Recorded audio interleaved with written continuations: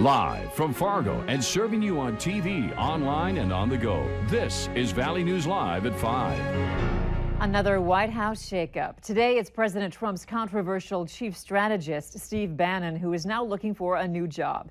NBC's Blaine Alexander has more from Washington.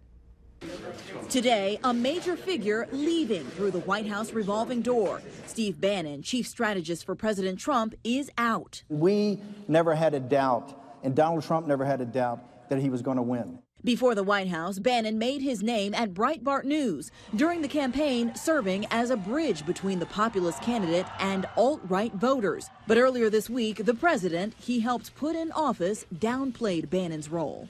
I went through 17 senators, governors, and I won all the primaries. Mr. Bannon came on very much later than that. A White House official tells NBC News the decision came from new Chief of Staff John Kelly, brought on board to bring order and discipline to the White House. A lightning rod of controversy before he even entered the West Wing. Bannon clashed with other members of the president's team, including the president's own family, on critical agenda items. This week, the writing was on the wall. We'll see what happens with Mr. Bannon. Bannon provoked outrage earlier this week, saying the president's controversial comments on Charlottesville and hate groups were good for the White House because they distracted Democrats. What we've heard from Steve Bannon, both on the campaign and during his time in the White House, suggests that he's reinforcing these ugly tendencies of the president. Bannon now joins spokesman Sean Spicer, Chief of Staff Reince Priebus, and short-lived communications director Anthony Scaramucci as the latest former members of the Trump White House. Blaine Alexander, NBC News, Washington. There are reports Bannon will head back to Breitbart News. It's still up in the air whether he would use the platform to hurt or help the president. A 9-year-old boy is dead after the ATV he was driving rolled in northwestern Minnesota. The Douglas County Sheriff's Office says the boy, John Dingwall, was riding when the ATV overturned and pinned him underneath. A 10-year-old girl was also pinned but was able to free herself and run for help. Dingwall was airlifted to the Hennepin County Medical Center but did not survive. The 10-year-old girl was flown to St. Cloud Hospital, where she's listed in fair condition. Fargo police released surveillance video showing 2 young men they say robbed a Casey's at knife point.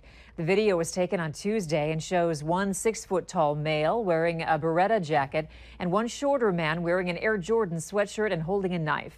If you have any information on who these people are, you're urged to contact the Fargo Police Investigations Division using the number right there at the bottom of your screen.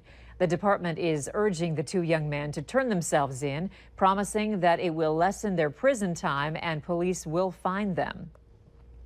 Police in Finland say at least 2 people were killed and 6 others injured in a stabbing attack by a man in Turku, western Finland.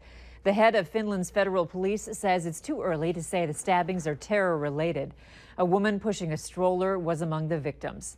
Police officers shot one suspect in the leg and took him into custody, but are looking for more potential suspects. Warnings have been posted throughout the city for people to stay away from the downtown area. Quiet today for some of us, but a few areas are getting some storms. Hutch, what do we need to watch out for this evening? Well, if you are in Lakes Country, we do have some thunder showers passing slowly from northwest to southeast across the area and briefly producing some locally heavy rain and some gusty winds, a little thunder and lightning as well north of Bemidji through the Bagley area into Monoman County and Norman counties where we see some activity. And if you're west of Detroit Lakes, we have some cells popping off as well.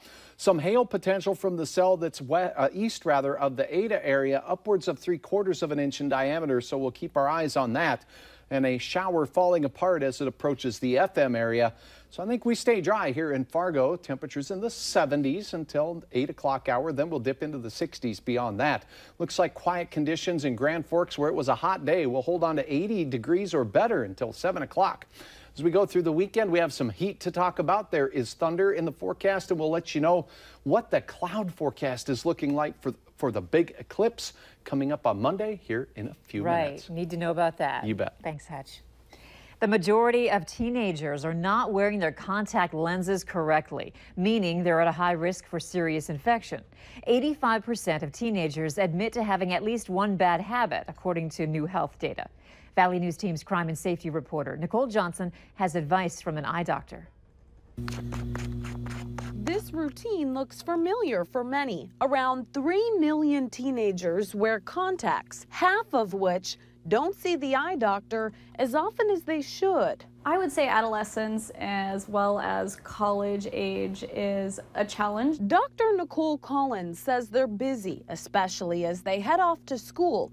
New data shows at least a third of teenagers sleep in their contacts, which even one night could lead to a nasty infection. Just kind of a lottery that if you're lucky enough, some people do come in and sleep in them and they haven't had any challenges, but it takes one time for you to have a really bad eye infection, and sometimes, worst case scenario, it could potentially mean a corneal transplant. While it may seem minor, you shouldn't forget to wash your hands before changing them, and don't wear them longer than you're supposed to. Everybody has a phone these days, and our whole lives are in them, and so to just set an alarm when you've put the contact lens in, and if it's a 2-week disposable or a monthly disposable, that it alerts you to change that contact lens out as a reminder, so you don't have to remember it, because there's a lot more going on in those individuals' lives. Taking good care of your contact lenses will prevent infections that could lead to long-term problems. For teens especially, Dr. Collins says those once-a-year checkups are important because they can catch other health issues before they become a problem. Nicole Johnson, Valley News Live. Data shows a lot of teenagers are leaving their contacts in while swimming and showering, which are bad habits too. The germs in the water can be carried into your eyes.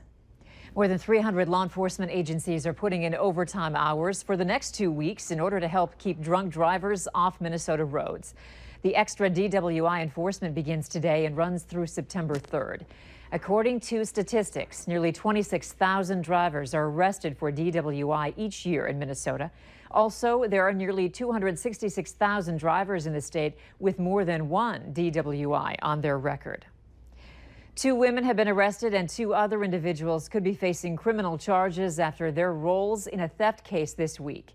Shylene Roberts of Thief River Falls and Crystal Sayers of Red Lake Falls were arrested on charges that include burglary, motor vehicle theft, and possession of marijuana.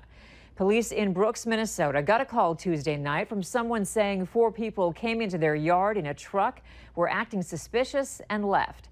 Nearby, another caller claimed they came home to find some people trying to steal a pickup from their yard. 2 women were arrested that night, with the other 2 found a day later at a home in Plummer, Minnesota. Those 2, Leonard Sanchez and Mary Hutchinson, were not arrested, but police say they may also be facing criminal charges for their roles in the incidents. Repairs are set for this weekend after a Grand Forks Railroad bridge burst into flames this morning.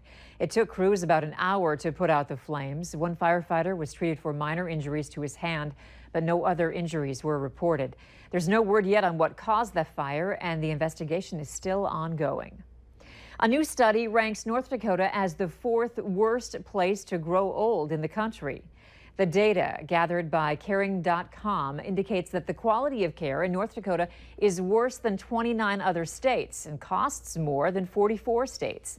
Minnesota did much better in the study, ranking 11th overall with a high quality of care, but also a high cost. The state that ranked best to grow old in is California, with both a low cost of care and high quality. It's the chance to try the classics or discover a new favorite.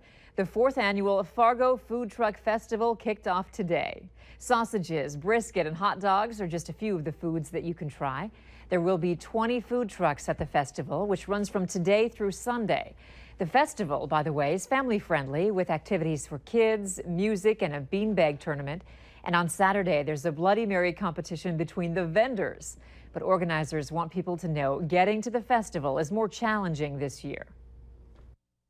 19th Avenue exit off of I-29 is closed. So we're telling everybody, if you're on I-29, take the 12th Avenue exit, come to 45th and go north to 19th. So it's a little bit longer, but if you know that ahead of time, you can plan for it. And it's definitely going to be worth the maneuvering to get here. The cost to get into the festival is only $2, and it's open until 9 p.m. at night on Friday and Saturday. The festival runs until 6 p.m. on Sunday. And remember to like Valley News Live on Facebook. You can follow the latest news, weather, and breaking news updates anytime on your feed. Just search Valley News Live, like our page, and you'll stay informed throughout the entire day. Scientists say they might have found a cure for peanut allergies. That's still ahead tonight.